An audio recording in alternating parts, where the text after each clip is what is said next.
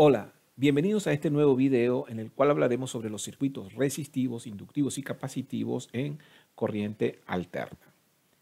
Iniciamos estableciendo el concepto de capacitor y para ello debemos tener en cuenta que en los circuitos de corriente alterna es necesario considerar elementos pasivos adicionales a las resistencias, como es el caso de los inductores y los capacitores que tienen efectos magnéticos y efectos de campos eléctricos. Un capacitor es un dispositivo que almacena temporalmente energía eléctrica en forma de campo eléctrico y tiene como propiedad característica la capacitancia. La cantidad de carga eléctrica que un capacitor puede almacenar por cada unidad de voltaje que se le aplique es lo que vamos a denominar entonces la propiedad de capacitancia y se denota con la letra C. Una expresión matemática que define el concepto de capacitancia es la siguiente. C es igual a Q sobre B. Es decir, la capacitancia establece la relación que existe entre la cantidad de carga expresada en coulombs sobre la cantidad de voltaje aplicado al capacitor expresado en volts. La unidad de capacitancia entonces la vamos a denominar el faradio.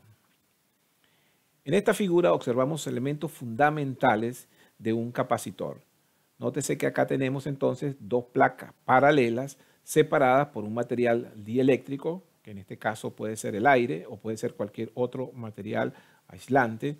Y a cada una de las placas están conectados los respectivos conductores que permiten aplicar una diferencia de potencial entre ambas placas para establecer el principio de capacitancia de un capacitor.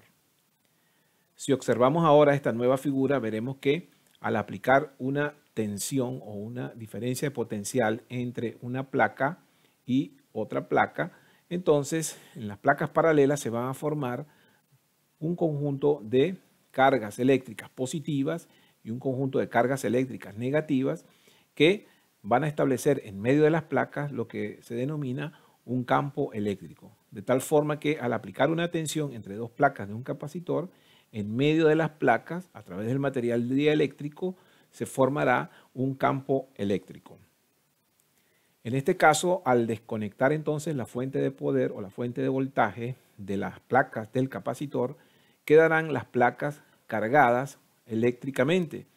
Del lado superior se observan entonces la placa cargada positivamente y las placas cargadas negativamente. Quiere decir entonces que acá se tiene temporalmente energía eléctrica almacenada en forma de campo eléctrico. Luego, si a ese capacitor cargado eléctricamente le colocamos un dispositivo consumidor de energía, por ejemplo, una pequeña lámpara, podremos observar entonces que hay un desplazamiento de las cargas eléctricas hacia el elemento consumidor y luego entonces, como no hay un proceso de regeneración de cargas eléctricas en el capacitor, entonces progresivamente la carga se irá disipando a través del elemento consumidor. Y luego llegará a un punto en donde entonces el capacitor vuelve a su condición inicial, es decir, queda completamente descargado o con ausencia de carga eléctrica. Otro concepto que debemos tener en cuenta en los capacitores los vamos a resumir entonces de la siguiente forma. En primer término, la unidad básica de capacitancia es el faradio, que lo vamos a denotar con la letra F. En la práctica, los valores de capacitancia generalmente se especifican en submúltiplos de la unidad principal, por ejemplo, los microfaradios, los nanofaradios o los picofaradios, ya que la unidad principal del faradio es físicamente representaría un capacitor de grandes dimensiones. La equivalencia entre estas unidades de capacitancias más comunes entonces las podemos establecer con la siguiente tabla de comparación. Un milifaradio entonces equivale a una milésima, es decir, 10 a la menos 3 faradios. Un microfaradio equivale a una millonésima, es decir, 10 a la menos 6 faradios. Luego, un nanofaradio son 10 a la menos 9 faradios y un picofaradio equivale a 10 a la menos 12 faradios. Como se puede apreciar entonces, las unidades comercialmente disponibles para los capacitores generalmente son unidades pequeñas, es decir, submúltiplos de la unidad principal. El otro aspecto a tener en cuenta es que la relación voltaje-corriente en un capacitor se puede definir de la siguiente forma. matemáticamente, la corriente que va a circular por un capacitor va a ser igual a la capacitancia multiplicado por la variación de tensión con respecto al tiempo. Esta ecuación es la que entonces representa o establece físicamente la relación que existe entre la corriente y la tensión en un capacitor. En este caso, entonces, si observamos la expresión en corriente continua, como el voltaje no cambia con el tiempo, quiere decir que esta variación de tiempo no existe porque la tensión es constante. Entonces, en ese caso, el diferencial de voltaje es cero. Por lo tanto, si la variación de voltaje con respecto al tiempo es cero, quiere decir que en un capacitor en corriente continua, en condiciones permanentes de operación, la corriente por un capacitor es cero. Es decir, que en corriente continua un capacitor se comporta como un circuito abierto o de resistencia infinita. Veamos ahora los inductores, que son los otros elementos pasivos que vamos a considerar en los circuitos resistivos, inductivos y capacitivos de corriente alterna. Un inductor es un componente eléctrico pasivo que está formado por un alambre enrollado alrededor de un núcleo capaz de almacenar energía eléctrica, pero ahora en función de campo magnético. La característica principal en el inductor se denomina entonces inductancia y se denota con la letra L. Acá vemos en esta imagen entonces el alambre enrollado por el cual si hacemos circular una corriente alrededor de ese conductor se va a formar un campo magnético con su respectivo polo norte, su respectivo polo sur y las líneas de flujo que van desde el polo norte hacia el polo sur. En estas condiciones entonces se puede establecer que cuando circula una corriente que cambia con el tiempo a través de ese inductor, alrededor del conductor se formará un campo magnético con sus respectivos polos y en los extremos entonces va a haber un voltaje inducido que es el que va a sostener la corriente que va a estar circulando a través del elemento. El Henry o henrio, denotado como HI o H, es la unidad básica para la representación de las cantidades de inductancias. La inductancia, entonces, podemos decir que es una medida de la capacidad que tiene una bobina para establecer un voltaje inducido a consecuencia de una corriente que cambia con el tiempo y por ende el campo electromagnético que se produce allí es lo que va a generar el efecto inductivo en la bobina. La relación voltaje-corriente en un inductor la definimos físicamente de la siguiente manera. La tensión en el inductor va a ser igual entonces a la propiedad de inductancia multiplicado por la variación de corriente con respecto al tiempo. Si hacemos el mismo análisis que hicimos con la expresión de capacitancia, entonces decimos que en corriente continua, como la corriente no cambia con el tiempo, es decir, es constante, entonces el voltaje en el inductor va a ser cero, ya que la variación de corriente con respecto al tiempo o la derivada de una constante con respecto al tiempo es cero. En consecuencia, entonces, un inductor en corriente continua se comporta como un cortocircuito, es decir, como una resistencia cero. Es por esa razón, entonces, que en circuitos en régimen estable de corriente continua, el uso de inductores y el uso de capacitores no tiene mayor utilidad y por ende en corriente continua para el análisis de circuitos en régimen permanente se trabaja generalmente con solamente el uso de resistencias.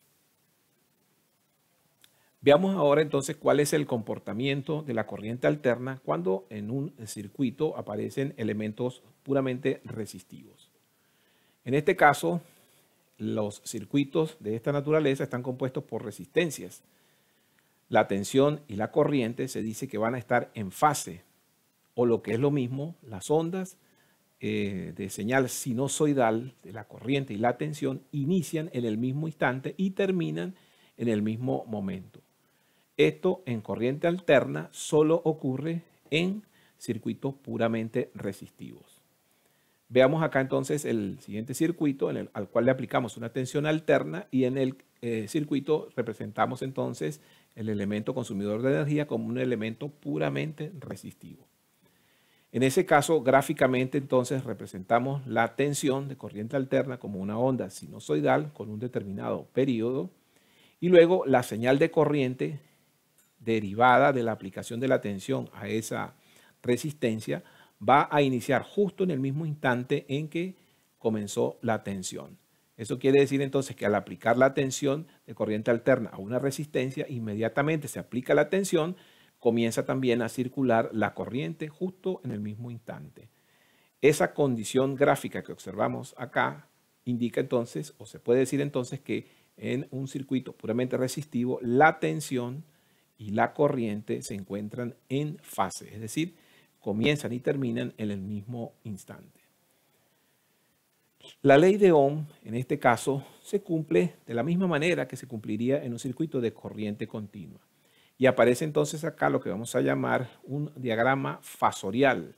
Cuando hablamos de un diagrama fasorial nos estamos refiriendo, en otras palabras, a un diagrama vectorial, entendiendo que el término fasor, que iremos analizando más adelante, hace referencia a lo que sería el vector o la representación vectorial de una magnitud eléctrica, bien sea de tensión o de corriente. En este caso, entonces, aplicando la ley de Ohm, diríamos que la corriente que circula por ese circuito sería igual a la tensión sobre la resistencia, lo mismo que aplicábamos en corriente continua. Solo que acá deberíamos tener en cuenta entonces que como la tensión y la corriente son vectores, es decir, son fasores, entonces la tensión la vamos a representar con este vector de color verde y sobre el vector voltaje aparecerá el vector corriente y por lo tanto la diferencia de ángulo entre ambos, que la vamos a denotar acá con la letra griega phi, va a ser igual a 0. En estas condiciones, esta representación gráfica de vectores es una manera matemática de representar esta gráfica sinusoidal de este sistema de corriente alterna con resistencias. Acá entonces resumimos el concepto de fasor, el cual es un vector orientado de voltaje o de corriente que tiene, como todo vector, un módulo y un ángulo, por lo que generalmente se expresa entonces a través de un número complejo en forma polar. Acá entonces tenemos la representación de las variables de voltaje en corriente alterna. Tenemos una representación de la función sinusoidal B de t, es decir, el voltaje que cambia con el tiempo, va a ser igual a un valor Vm, que va a ser el valor máximo que alcanza esa sinusoide, multiplicado por el seno de omega t, que es la oscilación o la frecuencia angular del sistema, más el ángulo de fase que pueda tener o el ángulo de referencia que pueda tener esa tensión. Esta forma de representar la fuente se dice que es una representación en el dominio del tiempo. Por otro lado, cuando vamos a hablar entonces de la representación en forma fasorial, tomamos entonces la magnitud del vector, en este caso sería Vm, y tomamos el ángulo de fase que tenga ese vector. En este caso entonces hablamos de la representación en el dominio fasorial. Si tomamos como referencia entonces la tensión de esta señal, podríamos decir entonces que este ángulo es 0 grados, ya que la señal de tensión arranca justo en el ángulo de 0. De igual manera entonces el voltaje o la corriente en forma sinusoidal se pueden expresar en forma fasorial tomando solo dos parámetros, tomando su valor máximo y su ángulo de fase. En la práctica, cuando vamos al análisis de circuitos eléctricos, es más común utilizar, en vez de utilizar el valor máximo del fasor, dividir ese valor entre la raíz de 2. Y entonces obtenemos los fasores, pero ahora expresando sus módulos en valor eficaz. De esa forma, utilizamos entonces en la representación de fasores los valores eficaces, teniendo en cuenta entonces que el fasor se puede escribir como valor eficaz con su respectivo ángulo, ya que estamos acá dividiendo el valor máximo entre raíz de 2. Veamos ahora el comportamiento de la corriente alterna cuando el circuito es puramente inductivo. En este caso, los circuitos tendrán componentes de bobinas en estado puro o bobinas puras y en estas condiciones, entonces, la tensión y la corriente se dice que van a estar desfasadas 90 grados positivos. En estos circuitos, en lugar de resistencias, aparecerá entonces un concepto identificado como XL, que lo vamos a denominar la reactancia inductiva. La reactancia inductiva es algo así como lo que sería la resistencia del inductor. Para calcular ese parámetro, esa reactancia, es necesario conocer qué valor tiene la inductancia de esa bobina y luego entonces hay que multiplicar esa inductancia por la frecuencia angular de la fuente que está energizando a esa bobina. Y de esa manera obtendremos entonces lo que vamos a llamar la reactancia inductiva. Quiere decir entonces que ese valor de reactancia va a depender de la frecuencia que tenga la fuente de energía que está alimentando al circuito. En este caso entonces se tiene como elemento pasivo solamente un inductor y las ondas sinusoidales de corriente van a estar desfasadas 90 grados. Esto quiere decir que si, por ejemplo, la tensión que se aplica a la bobina se inicia en 0 grados, la corriente iniciará su oscilación 90 grados después de que se inicie la tensión. Por lo tanto, en este caso, se dice que la corriente está atrasada 90 grados con respecto a la tensión. Veamos esto gráficamente. Acá tenemos entonces la fuente de corriente alterna y tenemos un elemento puramente inductivo. Como esta fuente de corriente alterna va a tener una determinada frecuencia, entonces el inductor va a tener, dependiendo de la frecuencia que tenga esta tensión, una determinada reactancia inductiva. Y acá entonces circulará la respectiva corriente. Gráficamente lo que ocurre entonces es que al aplicar la tensión, como podemos observar en la gráfica, en la señal de color verde, 90 grados después que la tensión se aplicó al inductor, aparecerá la circulación de corriente. Es decir, al encender esta fuente, la corriente no va a circular inmediatamente hacia el inductor, sino que va a circular con un pequeño delay o un desfasaje que traducido en ángulo equivale a 90 grados, es decir, una cuarta parte del periodo que tenga esa señal.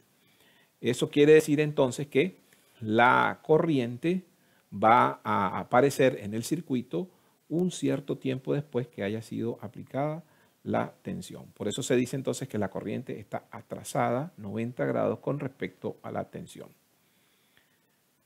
El concepto de reactancia inductiva entonces está dado por XL igual a WL o omega L, donde omega, como lo hemos definido en temas anteriores, es lo que se conoce en corriente alterna como la frecuencia angular y va a depender de la frecuencia cíclica de la fuente de corriente alterna y por otro lado esa XL también va a depender del valor de la inductancia expresada en henrios. La ley de Ohm, en este caso, se cumple también para un inductor siempre y cuando tomemos no la inductancia, sino la reactancia inductiva, que vendría a ser algo así como la resistencia en alterna de un inductor. Por supuesto, entonces, la reactancia se expresa en ohms. Si aplicamos la ley de Ohm, entonces la corriente que circula por la bobina va a depender de la tensión y va a depender de omega L. Es decir, en este caso, este término del denominador es lo que vamos a llamar la reactancia inductiva, que se denota con XL. Y como es una representación que hace, o un parámetro que hace referencia a la cantidad de ohms que ofrece un inductor a una determinada frecuencia, entonces XL estará expresada en ohms. En este caso, entonces, la corriente, aplicando la ley de Ohm, resumiéndola, sería entonces en una bobina en alterna, sería la tensión aplicada a esa bobina dividido entre su reactancia inductiva. Para ello, entonces, para poder analizar este tipo de sistemas, es importante la representación fasorial, es decir, el vector de tensión y corriente en cada uno de los elementos. En este caso, cuando hablamos de una bobina, entonces los fasores o los vectores van a tener este desfasaje. Nótese que acá si la tensión está sobre el eje de 0 grados, entonces la corriente estará ubicada en un ángulo de menos 90 grados, ya que si el sentido de giro de los grados o la medición de grados es antihorario, si tomamos este punto como referencia y hacemos que los vectores giren, entonces acá la tensión pasará por esta referencia primero y 90 grados después va a pasar entonces el fasor de corriente. Por eso entonces decimos que la corriente en un circuito inductivo está atrasado, o en un elemento inductivo está atrasada 90 grados respecto a la tensión. Si hablamos ahora de circuitos puramente capacitivos, entonces debemos tener en cuenta que en este caso ya los componentes son condensadores o capacitores en estado puro. Acá ocurre lo contrario al inductor. La tensión y la corriente están desfasadas, pero 90 grados negativo. Es decir, que ahora la corriente estará adelantada con respecto a la tensión. Esto quiere decir entonces que ahora, en vez de hablar de reactancia inductiva, hablamos de reactancia capacitiva, que es algo parecido a la resistencia de la parte capacitiva, así como la reactancia inductiva, podríamos decir que es algo parecido a la resistencia del inductor en corriente alterna. Para determinar este parámetro es importante conocer entonces cuál es el valor del capacitor en faradios y también determinar el inverso del producto de la frecuencia angular por el valor de ese capacitor, y de esa forma entonces obtenemos a XC, que sería la reactancia capacitiva. En este caso el circuito tiene como elemento pasivo solamente capacitores y las ondas sinusoidales de corriente van a estar desfasadas 90 grados.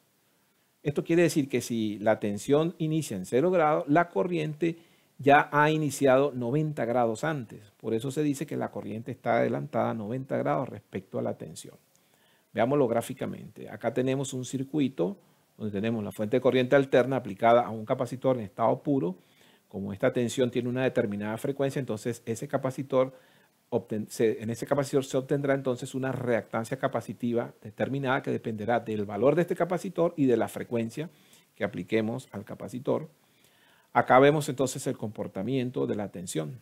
Fíjense que acá, cuando la tensión inicia el incremento de su valor, ya la corriente alcanzó su valor máximo. Esto físicamente lo podríamos interpretar de la siguiente forma. Cuando encendemos la fuente, inmediatamente la tensión no llega a su valor máximo en el capacitor, sino que primero va incrementándose la corriente. Y luego, 90 grados después, vamos a tener la aparición de la tensión. Es decir, primero comienza a circular la corriente para ir suministrando la carga al capacitor hasta que un cierto delay después, representado en 90 grados en términos de ángulo, aparecerá entonces la tensión. Acá vemos entonces del desfasaje que existe en un capacitor entre la tensión y la corriente. En este caso entonces la reactancia capacitiva va a estar dada por la expresión XC igual a 1 sobre WC, donde omega ya sabemos, o W o omega, es la frecuencia angular que va a depender de la fuente de corriente alterna, es decir, de la frecuencia específicamente, y del valor del capacitor en faradios. En este caso, al igual que en las resistencias o en los inductores, con la reactancia inductiva, también con los capacitores debe cumplirse la ley de Ohm. ¿Ok? Y acá, en este caso, entonces, la ley de Ohm es I igual a doble omega o W por C por B, o lo que es lo mismo, la reactancia capacitiva es el inverso de W por C. Esta ecuación es la que nos va a permitir entonces saber cuál es la cantidad de ohms que genera un determinado capacitor cuando es energizado por una fuente de corriente alterna que oscila a una determinada frecuencia. Acá vemos entonces la expresión de la ley de Ohm, I igual a B entre XC. Fíjense que siempre, tanto en un resistor como en un inductor como en un capacitor, se cumple la ley de Ohm, volts sobre ohms. Luego acá entonces podemos decir que el diagrama fasorial, en este caso, va a mostrar que los fasores de tensión y corriente están desfasados 90 grados, pero en este caso la corriente va a adelantar a la tensión. Acá entonces la representación vectorial sería el fasor de tensión a 0 grados y el fasor de corriente a 90 grados positivos. si los vectores y los ángulos giran en sentido antihorario, tomamos este punto como referencia, quiere decir que cuando la tensión pasa por este punto de referencia, 90 grados antes ya había pasado la corriente. Por esa razón decimos entonces que en un capacitor la corriente está adelantada 90 grados con respecto a la tensión. Para poder comparar entonces el comportamiento de la tensión y la corriente en los tres elementos, los diagramas fasoriales en una resistencia, en un inductor y en un capacitor, permitirán entonces mostrar gráficamente esos desfasajes entre ambos parámetros. A continuación vemos los tres casos. Cuando el elemento es puramente resistivo, entonces la tensión y la corriente están sobre la misma fase o están en fase, tienen un mismo ángulo. En este caso, si la tensión está a 0 grados, la corriente también estará a 0 grados. En un elemento inductivo, cuando hablamos de elementos inductivos, entonces la tensión está primero y la corriente va 90 grados después. En este caso decimos que la corriente está atrasada 90 grados con respecto a la tensión. Y finalmente, en el elemento capacitivo ocurrirá lo contrario. La tensión va a pasar por nuestro punto de referencia 90 grados después que haya pasado la corriente. En este caso entonces decimos que la intensidad de corriente estará adelantada 90 grados respecto a la tensión. Esta es una forma matemática de representar ese fenómeno que se explica en las ondas senoidales de corriente alterna, producto de los efectos capacitivos e inductivos de los capacitores y de los inductores. Bien, de esta forma llegamos al final de estos conceptos introductorios de circuitos resistivos, inductivos y capacitivos en corriente alterna. Nos vemos en otra oportunidad. Saludos y feliz día.